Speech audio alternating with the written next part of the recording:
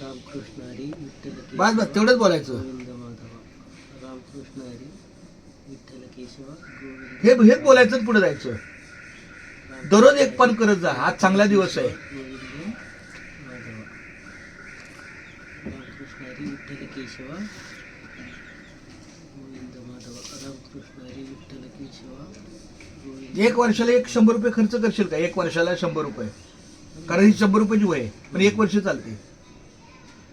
दिवसाला एक पान.